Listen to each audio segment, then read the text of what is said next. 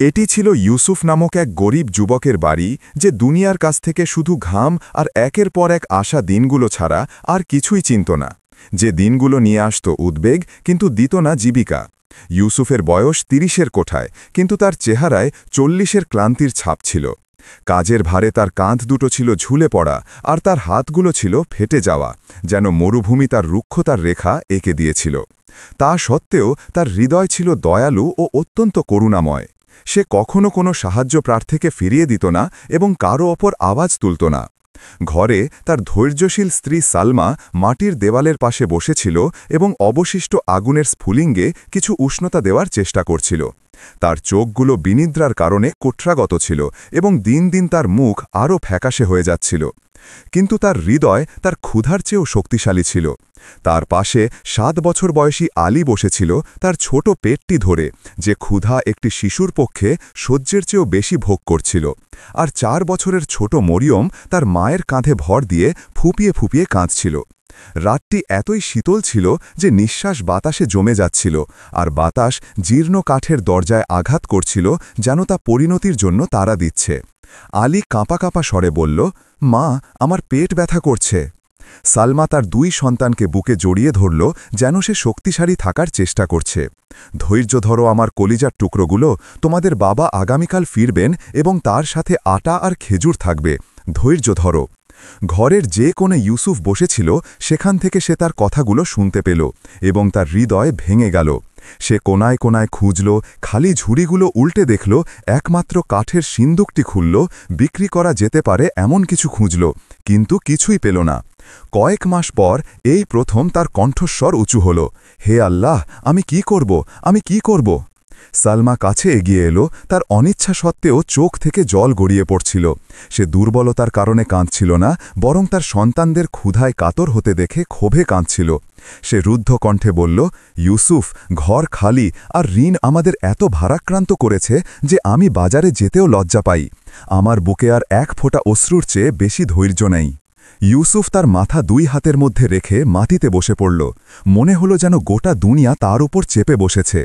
দিনের ধুলোয় নোংরা তার গাল বেয়ে অশ্রু তার পথ কেটে যাচ্ছিল। যখন তাদের মধ্যে নীরবতা বিরাজ করছিল, সালমা হঠাৎ বলল, যেন তার কথাগুলো তার অজান্তেই বেরিয়ে এলো, যাও ইউসুফ, যে কোনো জায়গায় জীবিকার সন্ধান করো, তার আগে আমরা না খেয়ে মারা যাই। সে তাড়াতাড়ি মাথা তুলল, যেন সে আঘাত পেয়েছে। চলে যাব আর তোমাদের ছেড়ে যাব? সে তার ছেঁড়া পোশাক দিয়ে তার চোখ মুছতে মুছতে বলল, আর যদি তুমি থাকো তবে কি আমরা বেঁচে যাব? ঘরে খাওয়ার মতো কিছুই নেই, ঠান্ডা প্রতিরোধ করার মতো শক্তি আমাদের নেই। যাও, যাও আর জীবিকা চাও, হয়তো আল্লাহ তোমার জন্য কোনো দরজা খুলে দেবেন। সে তার আরও কাছে এগিয়ে গেল, ইউসুফের হাতের ওপর তার হাত রাখল এবং কাঁপা কাঁপা স্বরে বলল, যাও আর দেরি করো না, এমন দিন আসার আগেই যাও যেদিন আমরা কাঁদারও ক্ষমতা রাখব না। এক বেদনাদায়ক নীরবতা নেমে এলো, যেখানে শুধু মরিয়মের চাপা কান্নার আওয়াজ শোনা যাচ্ছিল। ইউসুফ উঠে দাঁড়ালো, কিন্তু তার দাঁড়ানোটা ছিল এমন একজন মানুষের মতো যে ভেতর থেকে কাঁপছে। সে ইতস্তত পদক্ষেপে ঘরে হাঁটল, দেওয়াল ছুঁয়ে দেখল, যেন সব কিছুকে বিদায় জানাচ্ছে। তারপর ফিরে এসে তার স্ত্রী ও সন্তানদের দিকে দীর্ঘ দৃষ্টিতে তাকালো, যেন তার চোখগুলো তাদের মুখগুলোকে আগামীর অনিশ্চিত ভবিষ্যতের জন্য স্মৃতিতে গেঁথে রাখতে চায়। ভাঙা গলায় সে বলল, আমি চলে যাব, কিন্তু আমার হৃদয় এখানেই থাকবে। আমার জন্য প্রার্থনা করো সালমা, হয়তো আল্লাহ অন্য কোথাও আমাদের জন্য জীবিকা লিখে রেখেছেন। সে কাঁদতে কাঁদতে মাথা নাড়ল। যাও ইউসুফ, আল্লাহ আমাদের সাথে আছেন। সেই রাতটি ছিল প্রস্থানের শুরু। সেই রাতে কেউ ঘুমায়নি। নীরবতা ছিল ভারী, মনে হচ্ছিল যেন দেয়ালগুলো নিজেদের শ্বাস আটকে রেখেছে। আলী তার বোন মরিয়মের পাশে শুয়ে পড়ল। ক্ষুধার কারণে নয়, বরং তীব্র ক্লান্তির কারণে ঘুমিয়ে গেল। অন্যদিকে মরিয়ম তার মায়ের কোলে গড়াগড়ি করতে থাকল, যতক্ষণ না তার ছোট চোখগুলো অবসাদে বন্ধ হয়ে গেল। আর ইউসুফ ঘরের দরজার পাশে বসে রইল, অন্ধকার আকাশের দিকে তাকিয়ে, যেন তারাগুলো দূরে থাকা বার্তা যা সে পড়তে পারছিল না। সালমা ধীরে ধীরে তার কাছে এগিয়ে এলো এবং তার পাশে বসল। দেয়ালের সাথে পিঠ ঠেকিয়ে সে চাপা স্বরে বলল, কখন তুমি যাবে? সে কিছুক্ষণ চুপ থাকল এবং গভীরভাবে শ্বাস নিল। দুঃখী কণ্ঠে বলল, ভোরে। আর আমি তোমাকে উপদেশ দিচ্ছি যে তুমি আমাদের সন্তানদের রক্ষা করবে সালমা। আমি ফিরে আসা পর্যন্ত তাদের যত্ন নিও। দরজার ফাঁক দিয়ে তাদের ঘুমন্ত শিশুদের দিকে তাকালো এবং কান্না চেপে বলল, তোমার হৃদয়কে তাদের প্রতি উপদেশ দাও আমাকে উপদেশ দেওয়ার আগে। ইউসুফ একটি ফ্যাকাশে হাসি হাসল, যা পরিচিত হাসির মতো ছিল না, এবং বলল, আমার পা দুটো দূরে সরে গেলেও আমার হৃদয় তাদের সাথেই আছে। সালমা মাথা নিচু করল এবং একটি অশ্রু তার গাল বেয়ে নেমে এলো। আমি ভয় পাচ্ছি তোমার অনুপস্থিতি দীর্ঘ হবে। যদি আলী আমাকে জিজ্ঞাসা করে বাবা কোথায়, তখন আমি নীরবতা ছাড়া আর কোনো উত্তর পাব না। ইউসুফ আলতো করে হাত বাড়ালো এবং কাজের কারণে ফেটে যাওয়া আঙুল দিয়ে তার অশ্রু মুছে দিল।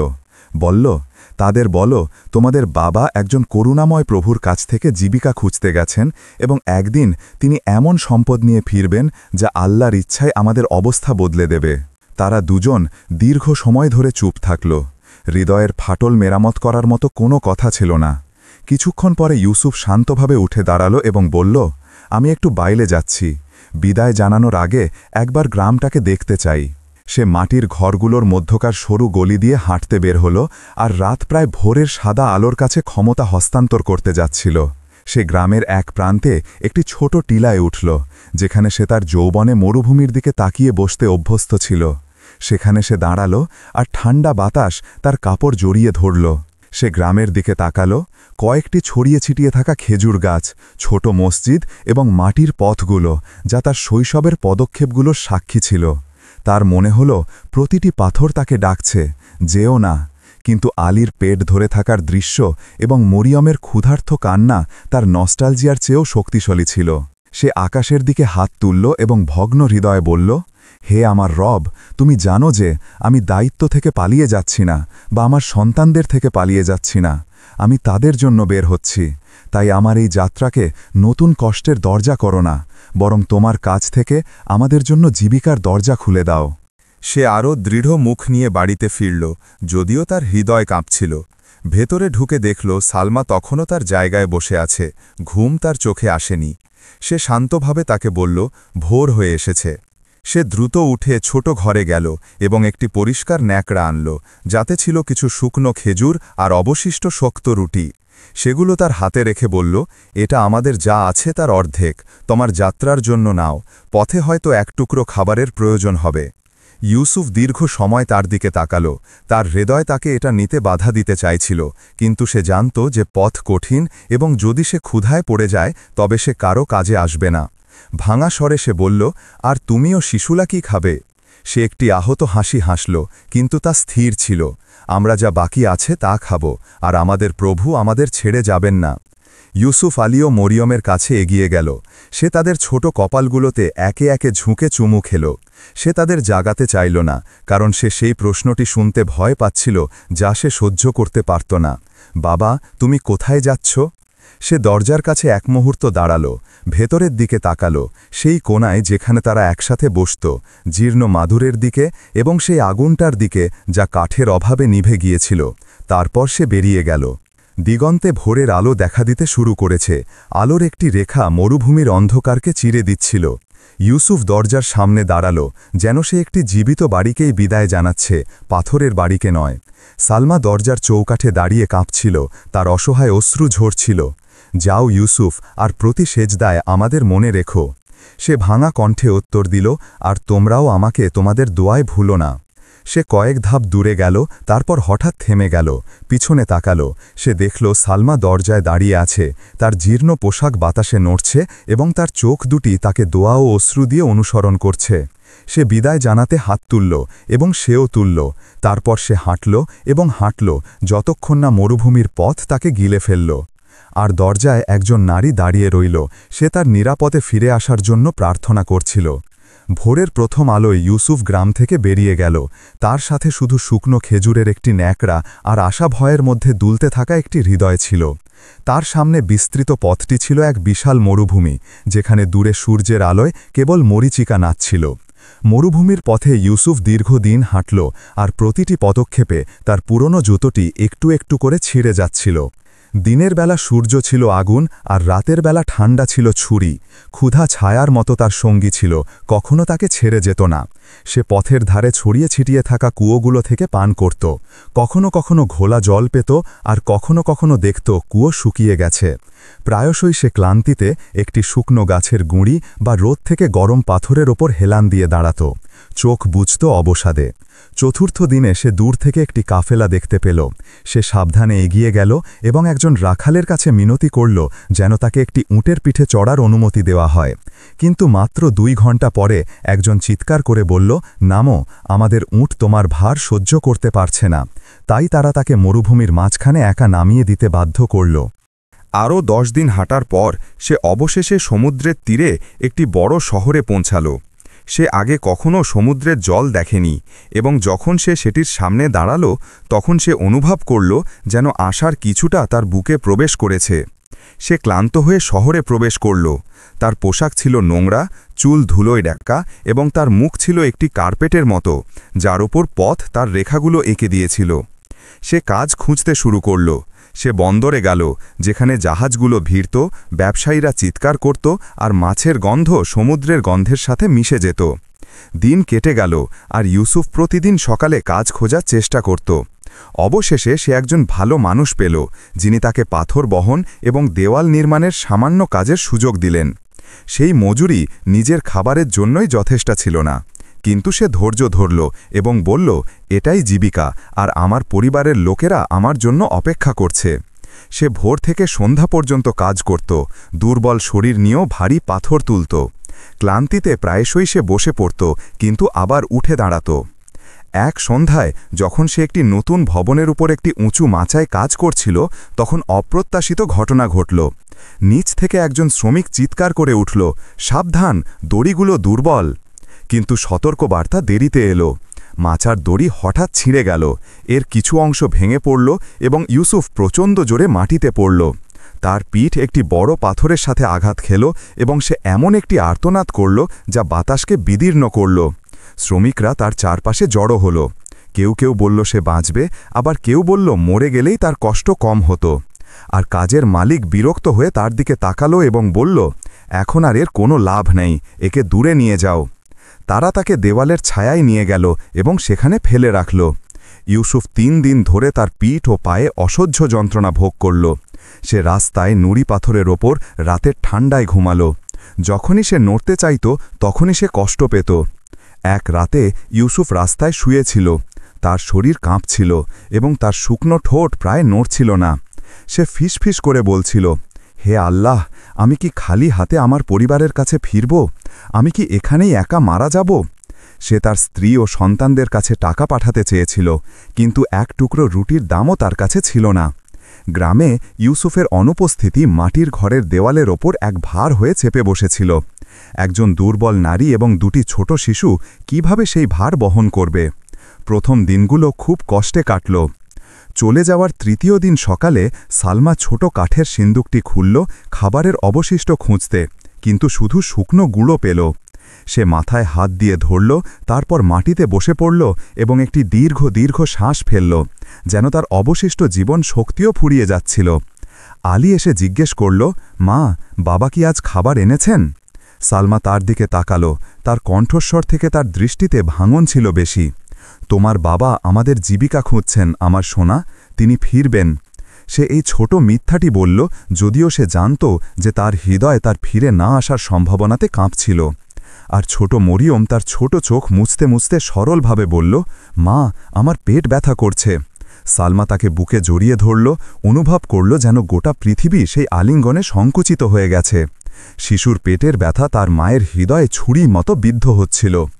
খাবার শেষ, আটা শেষ, এমনকি ইউসুফ যাওয়ার আগে যে সামান্য কাঠ রেখে গিয়েছিল তাও শেষ, আর ঠান্ডা ঘরের অধিপতি হয়ে রইল।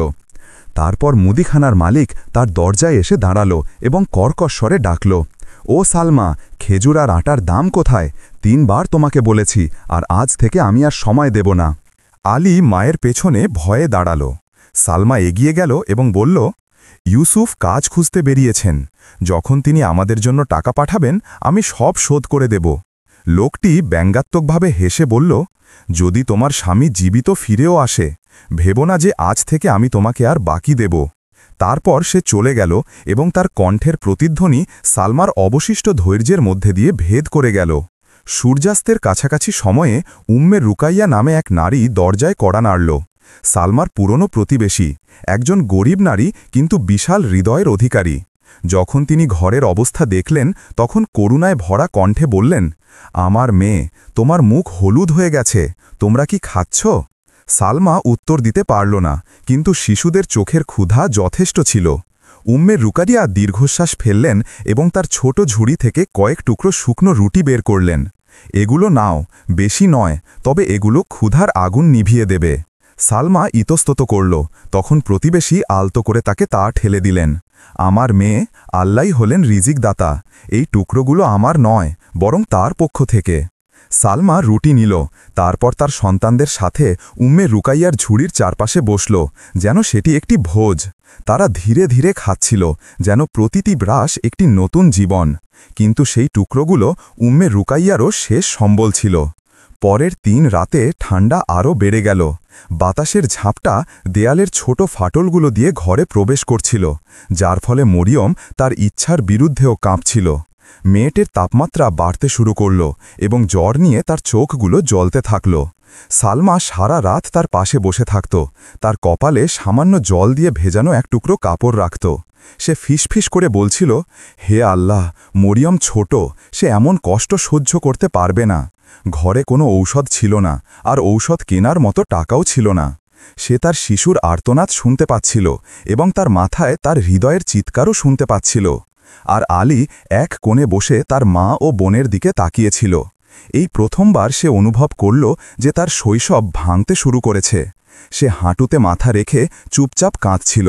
সে বুঝতে পারল যে তাকে সময়ের আগেই বড় হতে হবে। এক রাতের মাঝামাঝি সময়ে যখন শেষ আগুনটি কমে এসেছিল এবং তার স্ফুলিঙ্গ নিভে গিয়েছিল, তখন সালমা অন্ধকারে বসেছিল, আর ঠান্ডা যেন তার সাথে বসেছিল।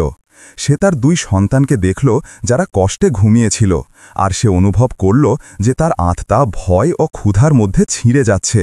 সে আকাশের দিকে হাত তুলল এবং চাপা যন্ত্রণাকাতর স্বরে বলল, হে আল্লাহ, যদি ইউসুফ জীবিত থাকে তবে তাকে রক্ষা করো, আর যদি সে মৃত হয় তবে আমার দুর্বলতা ও আমার ছোটদের দুর্বলতার ওপর রহম করো।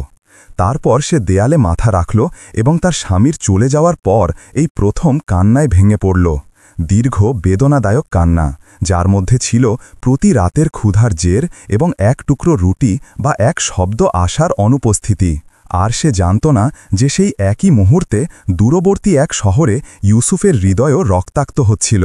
সালমার দিনগুলো একই রকম হতে শুরু করল।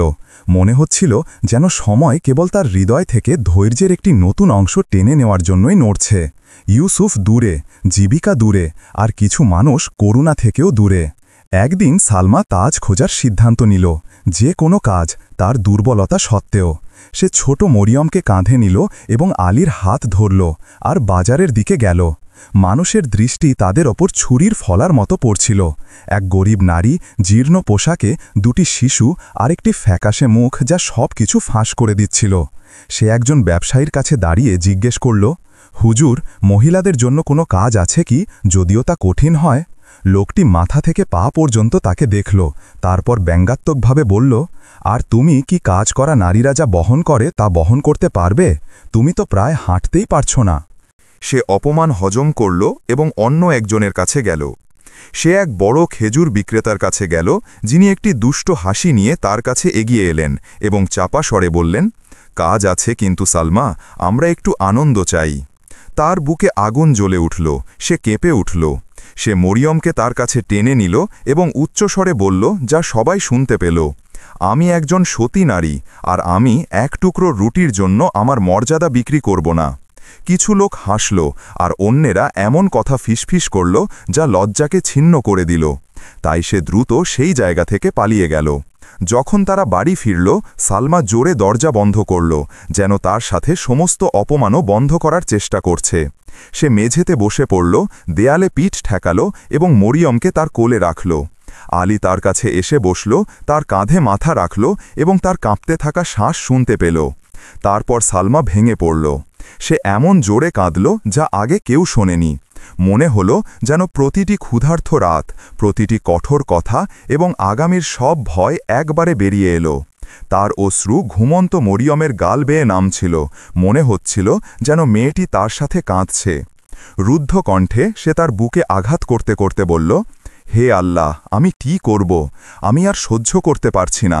আমার শিশুরা ক্ষুধার্ত, আমার বাড়ি হুমকির মুখে, আর আমার স্বামী অনুপস্থিত। আলী ভয়ে মাথা তুলল এবং তার মাকে সান্ত্বনা দিতে তার ছোট হাতটি তার হাতের ওপর রাখল, কিন্তু কি বলবে তা সে জানত না। সেই মুহূর্তে তার শৈশবের একটি অংশ মরে গেল।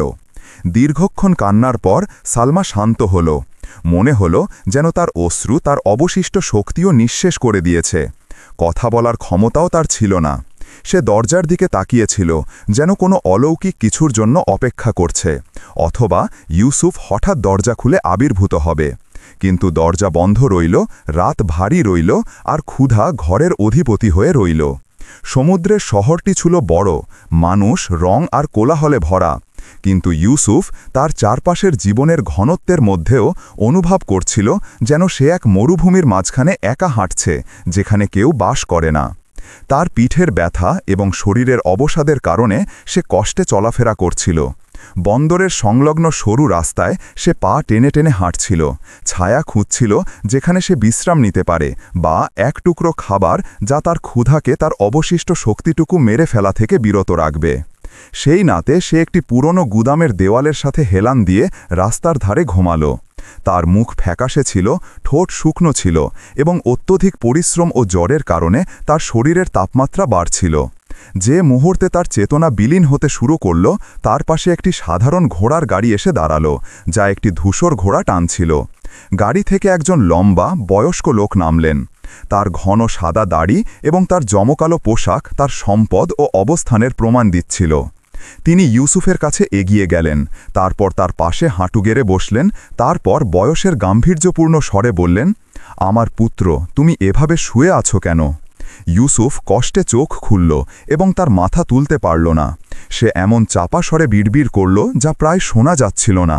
ক্লান্তি, ক্ষুধা আর কাজ খোঁজা। লোকটি তার দিকে গভীরভাবে তাকালো, তারপর তার ভৃত্যকে ডাকল, একে গাড়িতে তোলো, এ আল্লাহর এক বান্দা, একে এভাবে রাস্তায় মরতে দেওয়া উচিত নয়। ভৃত্য সাবধানে তাকে তুলল এবং গাড়িতে রাখল। তারপর গাড়িটি ধীরে ধীরে একটি বড় বাড়ির দিকে চলতে শুরু করল, যা সমুদ্রের দিকে মুখ করেছিল। বাড়িটি ছিল শেখ নাসেরের। তিনি ছিলেন শহরের একজন ধনী বড় ব্যবসায়ী, যিনি কম কথা বলার জন্য, অত্যন্ত গাম্ভীর্যের জন্য এবং উদার ও পরোপকারী কাজের জন্য পরিচিত ছিলেন। বাড়িতে ইউসুফকে একটি পরিষ্কার বিছানায় রাখা হলো। তারপর শহরের ডাক্তার এসে তার আঘাত ও পিঠের জখম পরীক্ষা করলেন। কয়েক ঘন্টা পর ইউসুফ চোখ খুলল এবং দেখল শেখ নাসের তার পাশে বসে আছেন। শেখ নাসের যুবকের চেহারা পর্যবেক্ষণ করতে করতে বললেন, তোমার নাম কি আমার পুত্র, আর তুমি কোথা থেকে এসেছ? ইউসুফ দুর্বল কণ্ঠে উত্তর দিল, আমার নাম ইউসুফ। আমি মরুভূমির কিনারায় অবস্থিত একটি দূরবর্তী গ্রাম থেকে এসেছি। আমি আমার স্ত্রী ও সন্তানের জন্য জীবিকা খুঁজতে বেরিয়েছিলাম, কিন্তু পথটি আমার প্রত্যাশার চেয়ে কঠিন ছিল। লোকটি তার দিকে গভীরভাবে তাকালো, তারপর তার ভৃত্যকে ডাকল, একে গাড়িতে তোলো, এ আল্লাহর এক বান্দা, একে এভাবে রাস্তায় মরতে দেওয়া উচিত নয়। ভৃত্য সাবধানে তাকে তুলল এবং গাড়িতে রাখল। তারপর গাড়িটি ধীরে ধীরে একটি বড় বাড়ির দিকে চলতে শুরু করল, যা সমুদ্রের দিকে মুখ করেছিল। বাড়িটি ছিল শেখ নাসেরের। তিনি ছিলেন শহরের একজন ধনী বড় ব্যবসায়ী, যিনি কম কথা বলার জন্য, অত্যন্ত গাম্ভীর্যের জন্য এবং উদার ও পরোপকারী কাজের জন্য পরিচিত ছিলেন। বাড়িতে ইউসুফকে একটি পরিষ্কার বিছানায় রাখা হলো। তারপর শহরের ডাক্তার এসে তার আঘাত ও পিঠের জখম পরীক্ষা করলেন। কয়েক ঘন্টা পর ইউসুফ চোখ খুলল এবং দেখল শেখ নাসের তার পাশে বসে আছেন। শেখ নাসের যুবকের চেহারা পর্যবেক্ষণ করতে করতে বললেন, তোমার নাম কি আমার পুত্র, আর তুমি কোথা থেকে এসেছ? ইউসুফ দুর্বল কণ্ঠে উত্তর দিল, আমার নাম ইউসুফ। আমি মরুভূমির কিনারায় অবস্থিত একটি দূরবর্তী গ্রাম থেকে এসেছি। আমি আমার স্ত্রী ও সন্তানের জন্য জীবিকা খুঁজতে বেরিয়েছিলাম, কিন্তু পথটি আমার প্রত্যাশার চেয়ে কঠিন ছিল। শেখ দীর্ঘশ্বাস ফেললেন এবং বললেন, দুনিয়া এমনই আমার পুত্র, এটি এতটাই কঠিন হয় যে প্রায় মেরে ফেলে, আর তারপর আল্লাহ তোমাকে পতন থেকে বাঁচানোর জন্য স্বস্তি পাঠান। তারপর তিনি ভৃত্যকে খাবার আনতে ইশারা করে বললেন, এখন তোমার যা দরকার তা হলো বিশ্রাম, আর যখন তোমার শক্তি ফিরে আসবে তখন আমরা দেখব তুমি কি করতে পারো। ইউসুফ শেখ নাসেরের বাড়িতে কয়েকদিন বিশ্রাম ও আরোগ্যের মধ্যে কাটাল, যতক্ষণ না সে আবার নিজের পায়ে দাঁড়াতে শুরু করল। এক সকালে শেখ নাসের তাকে তার মজলিসে ডাকলেন। শেখ বললেন, ইউসুফ, তোমাকে কাজ দেওয়ার আগে আমি তোমার মধ্যে কিছু পরীক্ষা করতে চেয়েছিলাম, তুমি কি বিশ্বস্ত? ইউসুফ কোনো চিন্তা না করেই উত্তর দিল, বিশ্বস্ততা, সেটাই আমার অবশিষ্ট আছে হুজুর, যদি আমি তা হারাই তবে আমি নিজেকেই হারাব। শেখ হাসলেন এবং তাকে তার সাথে বাড়ির পেছনে অবস্থিত একটি বড় গুদামের দিকে যেতে বললেন। দরজা খুলতেই ভেতরে মূল্যবান পণ্যের দীর্ঘ সারি দেখা গেল, আটার বস্তা, মশলার বাক্স, পারফিউম, ভারতীয় কাপড়, এক অমূল্য সম্পদ। শেখ বললেন, এই গুদামের দায়িত্বে এমন একজন লোক ছিল যে আমার সাথে অনেক বছর ধরে কাজ করেছিল, কিন্তু সে বিশ্বাস ভঙ্গ করেছে। আর আমি এখন এমন একজন লোক খুঁজছি যে এটির তত্ত্বাবধান করবে, একজন লোক যার কাছে আমি অনেক টাকা রাখতে পারি এবং আমার টাকা নিয়ে ভয় পাব না।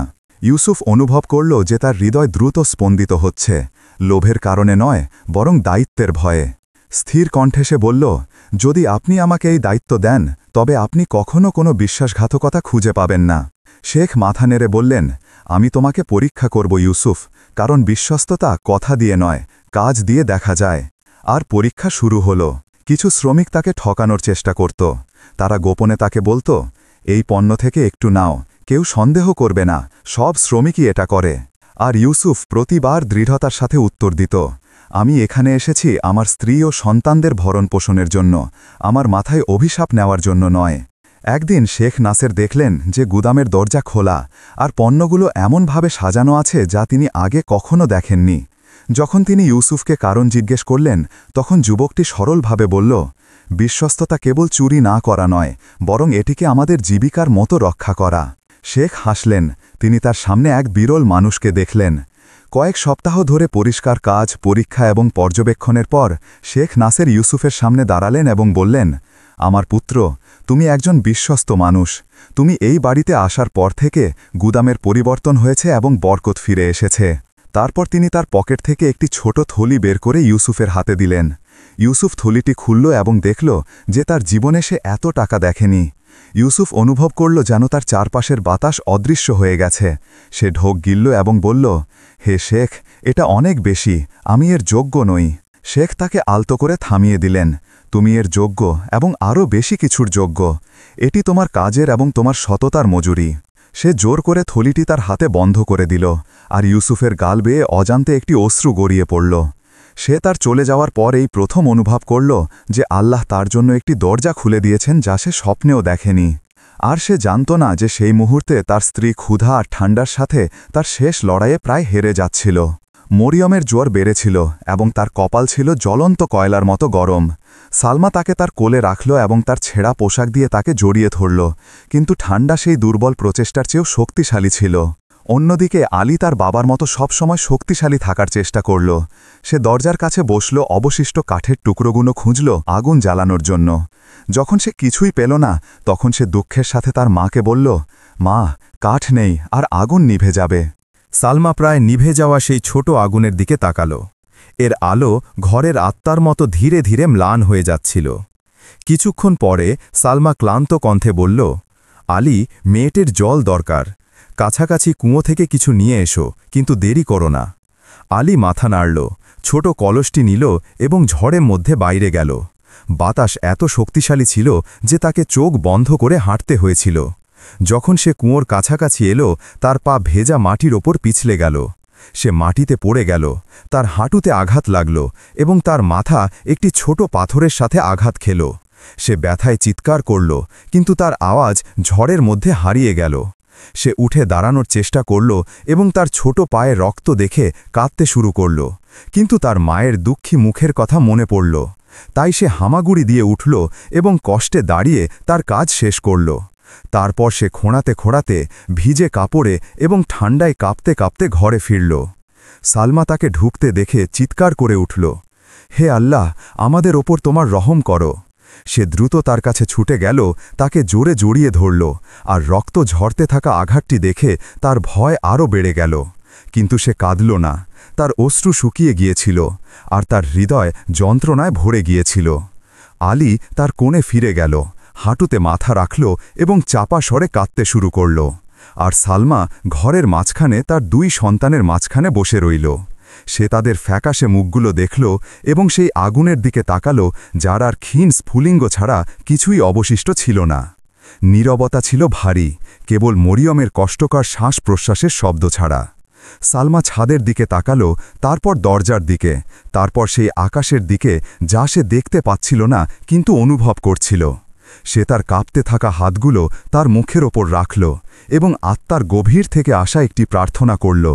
হে আল্লাহ, যদি ইউসুফ মারা গিয়ে থাকে তবে আমাদের ধৈর্য দাও, আর যদি সে জীবিত থাকে তবে তাকে আমাদের কাছে ফিরিয়ে দাও।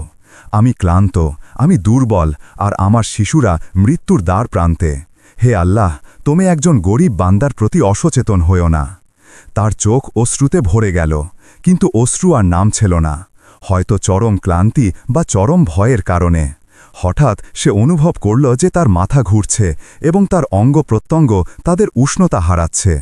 মনে হচ্ছিল যেন ঠান্ডা তার অবশিষ্ট শক্তিটুকুও শুষে নিচ্ছে। সে দেয়ালে মাথা রাখল এবং মরিয়মকে তার সমস্ত শক্তি দিয়ে জড়িয়ে ধরল, যখন আলী ব্যথা ও অবসাদের কারণে কাঁদতে কাঁদতে ঘুমিয়ে পড়ল। আর সেই রাতে ঘরে কেবল একজন দুর্বল মা, 2টি ক্লান্ত শিশু এবং তাদের সবাইকে হুমকি দেওয়া ঠান্ডা ছাড়া আর কিছুই ছিল না। ইউসুফের জন্য মাসগুলো কেটে গেল। তার প্রতিটি দিন ছিল 1 বছরের মতো। শেখ নাসেরের গুদামে বিশ্রাম না নিয়ে কঠোর পরিশ্রম করছিল, যেন সে তার পরিবার এবং নিজের মধ্যেকার দূরত্বটুকু তার ঘাম দিয়ে পার করে দিতে চাইছে। যতবারই সে একটি বাক্স বহন করত বা পণ্য সাজিয়ে রাখত, ততবারই সে ভেতরে সালমার কণ্ঠস্বর শুনতে পেত এবং তার হৃদয়ের চোখ দিয়ে আলী ও মরিয়মের মুখ দেখতে পেত। এক রাতে যখন বন্দরের চলাচল শান্ত হয়ে গিয়েছিল এবং সমুদ্রের ঢেউ স্থির হয়ে গিয়েছিল, ইউসুফ চাঁদের আলো প্রতিফলিত হওয়া জলের দিকে তাকিয়ে সৈকতে বসল। শেখ নাসের তাকে যে থলিটি দিয়েছিলেন তা তার কোলে ছিল, অর্থের কারণে ভারী এবং দায়িত্বের কারণেও ভারী। সে তার হাত দিয়ে তা শক্ত করে চেপে ধরল, তারপর চাপা স্বরে বলল, ফিরে যাওয়ার সময় এসেছে। তাদের থেকে দূরে আর একটি দিন কাটানোর মতো ধৈর্য আমার বুকে আর নেই। সকালে ইউসুফ শেখ নাসেরের কাছে প্রবেশ করল এবং বলল, হে শেখ, আপনি আমার প্রতি এমন দয়া করেছেন যা এই হৃদয় কখনো ভুলবে না, কিন্তু আমাকে আমার পরিবারের কাছে ফিরতে হবে। আমার স্ত্রী ও সন্তানরা আমার জন্য অপেক্ষা করছে এবং সম্ভবত জীবন তাদের জন্য কঠিন হয়ে উঠেছে।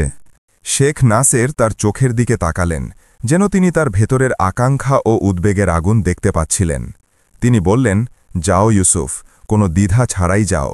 একজন পুরুষ যদি সে তার পরিবারকে ভেঙে পড়ার আগ পর্যন্ত অপেক্ষা করায়, তবে সে পুরুষ থাকে না। তারপর তিনি তাকে অন্য একটি থলি দিলেন, কোনো প্রশ্ন বা ব্যাখ্যার অপেক্ষা না করে। তিনি বললেন, এটি দান নয়, এটি সেই জীবিকা যা আল্লাহ তোমার সততা ও বিশ্বস্ততার পুরস্কারস্বরূপ তোমার জন্য লিখেছেন। এটি নাও এবং মাথা উঁচু করে তোমার পরিবারের কাছে ফিরে যাও। ইউসুফ শেখকে ধন্যবাদ জানালো এবং শ্রদ্ধার সাথে মাথা নত করল। তারপর সে এমনভাবে বেরিয়ে গেল যেন তাড়াহুড়োর কারণে তার পা মাটিতে স্পর্শ করছিল না। ইউসুফ মরুভূমির দিকে যাওয়া একটি কাফেলার সাথে যোগ দিল। যাত্রা দীর্ঘ ছিল, কিন্তু সে সময়ের অনুভব করছিল না। 3য় দিনের সূর্যাস্তের সাথে সাথে তার দূরবর্তী গ্রামের রূপরেখা ধীরে ধীরে দেখা যেতে শুরু করল, যেন সে একটি দীর্ঘ প্রতীক্ষিত স্বপ্ন দেখছে। যখন সে আরও কাছে এলো, তখন সাক্ষাতের আগ্রহে তার শ্বাস বন্ধ হয়ে আসছিল। তার উদ্বেগ দারিদ্র্যের ভয় ছিল না, বরং ভয় ছিল যে সে হয়তো খুব দেরি করে ফেলবে। সে দ্রুত হাঁটল, প্রায় দৌড়ে মাটির ওপর দিয়ে। সে শুকনো খেজুর গাছ, পুরনো কুয়ো এবং সেই রাস্তাগুলো অতিক্রম করল যা সে ছেলেবেলায় চিনত, কিন্তু সে কোনো কিছুর দিকে মনোযোগ দিল না। তার চোখের সামনে কেবল একটি ছবি ছিল, তার মাটির ঘরের দরজা। যখন সে বাড়ির দরজায় পৌঁছাল, তখন হঠাৎ থমকে গেল। দরজাকে খোলা ছিল এবং বাতাসে নড়ছিল। তার হৃদয় কেঁপে উঠল। ইউসুফ কখনো দরজা খোলা রাখত না, সালমাও তা করত না। তার পা তার ইচ্ছার বিরুদ্ধে নড়ল এবং সে ঘরে প্রবেশ করল। ঘরে প্রবেশ করা মাত্রই সে জমে গেল। ঘরটি ছিল সম্পূর্ণ খালি, মাদুর উল্টানো, কলসগুলো ভাঙা, কাপড় মেঝেতে ছড়ানো, আর ক্ষুধা ও কষ্টের চিহ্ন স্পষ্ট। মনে হচ্ছিল যেন কেউ এখান থেকে হতাশার মুহূর্তে বেরিয়ে গেছে, কোনো পরিকল্পনা বা গন্তব্য ছাড়া। ইউসুফ দেয়ালের কাছে এগিয়ে গেল, তার হাত জীর্ণ মাটির একটি জায়গায় স্পর্শ করল। সেখানে রক্তের একটি ছোট শুকনো দাগ ছিল। কার তা সে জানত না। সে হাঁটু গেড়ে বসল এবং তার কণ্ঠস্বর ভেঙে গেল। সে ফিসফিস করল, হে আল্লাহ, সালমা কোথায়, আলী কোথায়, মরিয়ম কোথায়? মেঝে থেকে একটি ছোট শিশুর পোশাক তুলল। এটি ছিল মরিয়মের পোশাক। সে তা শক্ত করে ধরল এবং বুকে চাপল, তারপর মাটিতে পড়ে গেল এবং এমনভাবে কাঁদতে শুরু করল যা খালি ঘরের দেয়াল কাঁপিয়ে দিল। তার মুষ্টি দিয়ে মাটিতে আঘাত করতে করতে সে বলল, হে আল্লাহ, আমি কি খুব দেরিতে পৌঁছালাম? তারা কি মারা গেছে? কেউ কি তাদের নিয়ে গেছে? তারা কোথায়, তারা কোথায়? তার অশ্রু প্রবলভাবে ঝরছিল, যা সেই মাটির সাথে মিশে যাচ্ছিল, যা একসময় তার শান্তির উৎস ছিল। সে দীর্ঘক্ষণ মাটিতে বসে থাকল, কোনো কিছু অনুভব না করে, যতক্ষণ না তার পেছনে একটি আওয়াজ শুনতে পেল। আওয়াজটি দুর্বল কিন্তু পরিচিত ছিল। ইউসুফ, ইউসুফ, তুমি কি সত্যিই এখানে? সে দ্রুত ঘুরে দাঁড়াল এবং দেখল যে উম্মে রুকাইয়া দরজায় দাঁড়িয়ে আছেন। সে তার দিকে ছুটে গেল এবং বলল, আমার স্ত্রী কোথায়, আমার শিশুরা কোথায়? আল্লাহর দোহাই লাগে, আমাকে বলো। মহিলাটি চিৎকার করে উঠল এবং তার চোখ অশ্রুসিক্ত হল। তারপর ভয়ে মেশানো কণ্ঠে বলল, ও ইউসুফ, আমি রাত ভর আল্লাহর কাছে দোয়া করেছি যেন তুমি খুব দেরিতে আসার আগেই ফিরে আসো। ইউসুফ অধীর আগ্রহে তার কাঁধ ধরল, কথা বলো, তারা কোথায়? সে কাঁদতে কাঁদতে বলল, সালমা সহ্য করতে পারেনি। 2 রাত আগে সে অজ্ঞান হয়ে গিয়েছিল, আর তোমার ছেলেরা তাকে ঘিরে কাঁদছিল। ইউসুফ 1 পা পিছিয়ে গেল, যেন সে একটি ছুরিকাঘাত পেয়েছে। উম্মে রুকাইয়া বলতে থাকল, আমি তাদের শেখ ইমরানের বাড়িতে নিয়ে গেছি। তাড়াতাড়ি করো ইউসুফ, তোমার স্ত্রী মৃত্যুর দ্বার প্রান্তে, আর তোমার সন্তানদের অবস্থা আল্লাহ ছাড়া আর কেউ জানে না। ইউসুফ চিৎকার করে উঠল এবং তার অবশিষ্ট শক্তি দিয়ে ঘর থেকে দৌড় দিল। সে দৌড়াচ্ছিল যেন বাতাস তাকে তাড়া করছে, অথবা যেন সে এই চিন্তা থেকে পালাচ্ছে যে সে পৌঁছে দেখবে মৃত্যু তাকে অতিক্রম করে গেছে। আর সে জানত না যে শেখ ইমরানের বাড়িতে সে যা দেখবে তা তার জীবনকে চিরতরে বদলে দেবে। ইউসুফ অভূতপূর্ব গতিতে গ্রামের মাটির রাস্তা দিয়ে দৌড়াল। তার পা কাদায় ডুবে যাচ্ছিল, তার আলখাল্লা বাতাসে আঁকড়ে ধরছিল, আর তার শ্বাস প্রশ্বাস বিচ্ছিন্ন হয়ে যাচ্ছিল। তার বুক জ্বলছিল। তার সামনে সে একটি পথ ছাড়া আর কিছুই দেখতে পাচ্ছিল না, শেখ ইমরানের বাড়ির পথ।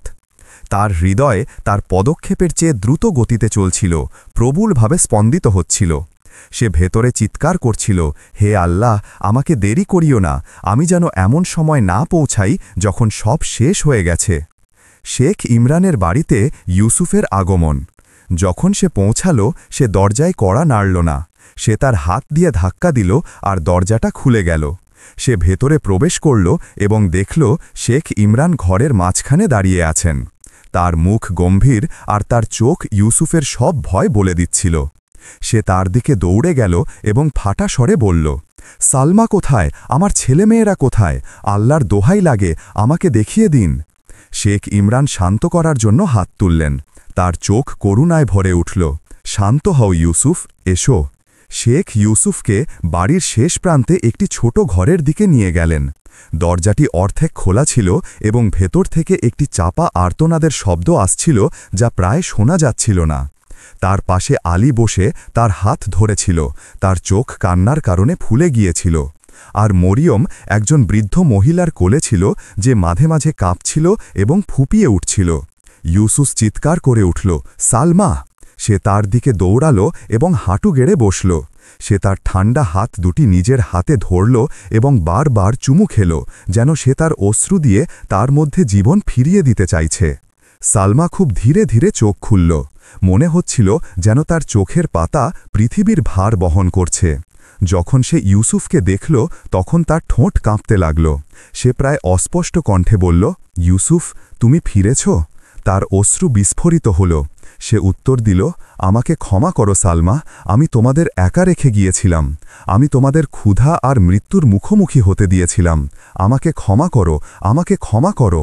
সে তার মুখ স্পর্শ করার জন্য তার হাত তোলার চেষ্টা করল, কিন্তু পারল না। তাই ইউসুফ তার হাত শক্ত করে ধরল এবং তার গালে রাখল। সালমা কাঁদতে কাঁদতে বলল, আলহামদুলিল্লাহ, আলহামদুলিল্লাহ যে তুমি ফিরেছ। আমি প্রতি রাতে আল্লাহর কাছে দোয়া করতাম যেন তিনি তোমাকে রক্ষা করেন এবং তোমাকে দেখার আগে যেন আমাকে নিয়ে যান। তারপর সে ফুপিয়ে উঠল এবং জ্বর তাকে আবার আক্রমণ করল। ইউসুফ তার উপর ঝুঁকে পড়ল, বারবার বলতে লাগল, ধৈর্য ধরো সালমা, আমি এখানে আছি, তুমি আর একা কোনো কিছুর মুখোমুখি হবে না। শেখ ইমরান যাকে ডেকেছিলেন সেই বৃদ্ধ ডাক্তার প্রবেশ করলেন। তিনি মরিয়মকে পরীক্ষা করলেন, তারপর আলীকে, তারপর সালমাকে। দুঃখের সাথে মাথা নাড়লেন এবং ইউসুফকে ফিসফিস করে বললেন, যদি তুমি আর কয়েক ঘন্টা দেরি করতে তবে সে মারা যেত, কিন্তু এখন তার উষ্ণতা, খাবার এবং দীর্ঘদিনের যত্ন দরকার, অন্যথায় জ্বর আবার ফিরে আসবে। ইউসুফ ডাক্তারকে ধন্যবাদ জানালো, কিন্তু তার হৃদয়ে ভেতর থেকে ভেঙে যাচ্ছিল। ইউসুফ সালমার পাশে ফিরে এলো, তাকে আলতো করে জড়িয়ে ধরল এবং তার কপাল তার কপালের উপর রাখল। সে চাপা স্বরে বলল, দুনিয়ায় আর এমন কিছুই নেই যা আমি ভয় পাই তোমাদের হারানো ছাড়া। আমি প্রতিজ্ঞা করছি, আমি তোমাদের আর কখনো ছেড়ে যাব না, যদি দারিদ্র্য আমার হাত কেটেও দেয়। সালমা ক্লান্ত কণ্ঠে কাঁদল এবং বলল, আমি টাকা চাই না ইউসুফ, আমি শুধু তোমাকে চাই। আমি চাই আমার শিশুরা বড় হোক এবং তাদের বাবাকে দেখতে পাক।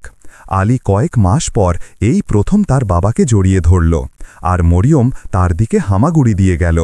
ইউসুফ তার দুটি হাত তাদের জন্য খুলে দিল এবং তাদের দুজনকে একসাথে শক্ত করে জড়িয়ে ধরল, যেন সে ভয় পাচ্ছে যে তারা তার হাত থেকে অদৃশ্য হয়ে যাবে। এটি এমন একটি মুহূর্ত ছিল যেখানে কান্না আনন্দের সাথে, অনুশোচনা আশার সাথে এবং ভয় নির্ভরতার সাথে মিশে গিয়েছিল। শেখ ইমরান দরজায় দাঁড়িয়ে হাসলেন, তারপর শান্ত কণ্ঠে বললেন, ইউসুফ, তোমার স্ত্রী ও সন্তানরা আমার যত্নে থাকবে, যতক্ষণ না তোমাদের পরিস্থিতি ভালো হয়। তোমাদের জন্য এই বাড়ি খোলা, খাবার আছে এবং উষ্ণতা প্রস্তুত। ইউসুফ মাথা তুলে শেখের দিকে তাকালো এবং রুদ্ধ কণ্ঠে বলল, আল্লাহ আপনাকে আমাদের পক্ষ থেকে উত্তম প্রতিদান দিন। শেখ পিতার মতো হেসে উত্তর দিলেন, আমরা আল্লাহর বান্দা, তার রহমতের কারণ হতে পেরে আমরা আনন্দিত। ইউসুফ তার পরিবারের দিকে তাকালো, তার চোখে নতুন অশ্রু ভরে উঠল, তবে এবার তা ছিল জীবনের অশ্রু। সালমা ও তার শিশুরা শেখ ইমরানের বাড়িতে দীর্ঘদিন থাকল, যেখানে তারা উষ্ণতা, খাবার এবং বিশ্রাম পেল, যা থেকে তারা মাসখানেক বঞ্চিত ছিল। ইউসুফ এক মুহূর্তের জন্য তাদের ছেড়ে যায়নি। সে সালমার পাশে বসত, নিজ হাতে মরিয়মকে খাওয়াত এবং আলীর জখম থেকে আরোগ্য লাভ দেখতে থাকত। সে তাদের দিকে এমনভাবে তাকাত যেন সে একটি অলৌকিক ঘটনা দেখছে। মনে হচ্ছিল যেন আল্লাহ তাকে 3টি মুখের আকারে জীবন ফিরিয়ে দিয়েছেন, যাদের সে নিজের চেয়েও বেশি ভালোবাসত। দিন যাওয়ার সাথে সাথে সালমা তার শক্তি ফিরে পেল, জ্বর কমল, তার মুখ আবার রং ফিরে পেতে শুরু করল এবং তার চোখ আরও স্থির হল। আর শিশুরা তাদের ছোট বুকে হাসি ফিরে এলো, যখন কান্না ছিল তাদের একমাত্র ভাষা। এক সকালে ইউসুফ সাহস সঞ্চয় করে শেখ ইমরানের ঘরে গেল। সে মাথা নিচু করে বলল, হে শেখ, আপনি আমাদের জন্য যা করেছেন তা ভোলার নয়, কিন্তু আমি বোঝা হয়ে থাকতে চাই না। আমি নতুন করে শুরু করতে চাই এবং আমার হাত দিয়ে সংগ্রাম করতে চাই। শেখ ইমরান গর্বের হাসি হাসলেন এবং বললেন, এটাই আমি তোমার কাছ থেকে আশা করছিলাম। তারপর তিনি একটি ছোট চেক দিলেন এবং বললেন, এই বার্তা নিয়ে শহরের শেখ সালেমের কাছে যাও। আমি তাকে তোমার কথা বলেছি এবং তিনি তোমার জন্য অপেক্ষা করছেন। তিনি তোমাকে একটি ছোট ব্যবসা শুরু করার সুযোগ দেবেন, যা দিয়ে তুমি নতুন করে জীবন শুরু করবে। বিস্ময় এবং কৃতজ্ঞতায় ইউসুফ কথা বলতে পারল না। কয়েকদিন পর সে তার পরিবারকে নিয়ে গ্রাম থেকে শহরের দিকে রওনা হল। এবার যাত্রাটা ছিল অন্যরকম। এতে কোনো ভয় ছিল না, ক্ষুধা ছিল না বা একাকিত্ব ছিল না। এতে ছিল আশা, উষ্ণতা আর একটি ছোট হাত যা পুরো পথ ধরে তার হাত ধরেছিল। তাদের পৌঁছানোর পর শেখ সালেম তাদের উষ্ণ অভ্যর্থনা জানালেন এবং ইউসুফকে একটি ছোট দোকান দিলেন। তিনি তাকে বললেন, এই জীবিকা আল্লাহ তোমার জন্য লিখেছেন আর সৎ হাতে বরকত থাকে। ইউসুফ তার কাজ শুরু করল। সে যে টাকা নিয়ে ফিরেছিল তা দিয়ে পণ্য কিনল। সে প্রতি সন্ধ্যায় তার ছোট বাড়িতে ফিরত এবং দেখত সালমা হাসছে আর শিশুরা তার চারপাশে খেলছে। ধীরে ধীরে তাদের জীবন শ্বাসরুদ্ধকর কষ্ট থেকে এক বরকতময় প্রাচুর্যে পরিণত হল। একদিন রাতে ইউসুফ তার 2 ছেলের সাথে মাটিতে বসেছিল এবং তাদের বলল, আমার ছেলেরা, দারিদ্র্য কোনো লজ্জার বিষয় নয়, বরং এটি একটি পরীক্ষা। কিন্তু লজ্জা হলো হতাশ হওয়া, আর আল্লাহ তাদের ত্যাগ করেন না যারা তার ওপর ভরসা করে। বছর কেটে গেল, আর ক্ষুধা ও ঠান্ডার দিনগুলো কেবল এক ভারী স্মৃতি হয়ে রইল, যা সালমা তার হৃদয় ধরে রেখেছিল এবং মাঝে মাঝে তার চোখে দূরের দৃষ্টিতে ফুটে উঠত, যখন সে সেই রাতগুলোর কথা মনে করত, যখন সে প্রায় ভেঙে পড়ার দ্বারপ্রান্তে ছিল। আর ইউসুফ এমন একজন মানুষ হয়ে উঠল যে প্রতিটি গ্রাসের মূল্য এবং প্রতিটি হাসির মূল্য জানত, যখন সে প্রায় সব কিছু হারিয়ে ফেলেছিল। ছোট দোকানটি ধীরে ধীরে বড় হল, আর ইউসুফ দরিদ্র ও অভাবীদের সাহায্য করতে শুরু করল। সে যারা খাবার পেত না তাদের জন্য খাবার পাঠাত এবং এতিমদের কাপড় দিত। আর যখনই সে কিছু দিত, বলতো, আজ আমরা যা দিচ্ছি গতকালও আমাদের তা প্রয়োজন ছিল। সালমা সব সময় তার পাশে দাঁড়াত, তার চোখ কৃতজ্ঞতা ও গর্বে ভরা ছিল। এই কারণে নয় যে তারা এখন আরও প্রাচুর্যে বাস করছে, বরং এই কারণে যে সে ফিরে এসেছে এবং তার সাথে নিরাপত্তা নিয়ে এসেছে। আর আলী ও মরিয়ম এমন উষ্ণতার মধ্যে বড় হল যা তারা আগে কখনো জানত না। আর আলী তার বাবাকে নিয়ে জিজ্ঞেসকারীকে বলতো, বাবা আমাকে শিখিয়েছেন যে আল্লাহ তাকে ত্যাগ করেন না যে তাকে বিশ্বাস করে। এক শীতের রাতে ইউসুফ তার বাড়ির সামনে বসে আকাশের দিকে তাকাল। সে তার দীর্ঘ যাত্রা মনে করল, মরুভূমি, ক্ষুধা, পতন, কান্না, আর সেই দিনটির কথা মনে করল যখন সে ফিরে এসেছিল এবং তার বাড়িটি ব্যথা ছাড়া খালি পেয়েছিল। সে তার অশ্রু দমন করল, তারপর এমন চাপা স্বরে বলল, যা আকাশকে উদ্দেশ্য করে বলা হচ্ছিল, হে আল্লাহ, তুমি আমার ধৈর্য নষ্ট করনি বা আমার আশা ভঙ্গ করনি। সালমা তার পাশে বসল, তার কাঁধে মাথা রাখল এবং বলল, আর আল্লাহর রহমত না থাকলে আমরা আজ রাতে একসাথে হতে পারতাম না। ইউসুফ হাসল এবং ঘরের ভেতরে ঘুমন্ত সন্তানদের দিকে তাকাল। তারপর সে সেই বাক্যটি বলল যা কষ্টের দিনগুলো থেকে তার হৃদয়ে অনুরণিত হচ্ছিল, যে বিপদে ধৈর্য ধরে সে স্বস্তি দেখতে পায়, রাত যতই দীর্ঘ হোক না কেন। আর তাদের গল্প শেষ হল, কিন্তু তার প্রভাব একটি সাক্ষ্য হয়ে রইল যে আল্লাহ সেই হৃদয়গুলোকে ত্যাগ করেন না যা তার সাথে জড়িয়ে আছে, অন্ধকার যতই ঘন হোক না কেন। এবং একটি নতুন ভিডিওতে আবার দেখা হবে। আল্লাহ আপনাদের নিরাপদে রাখুন।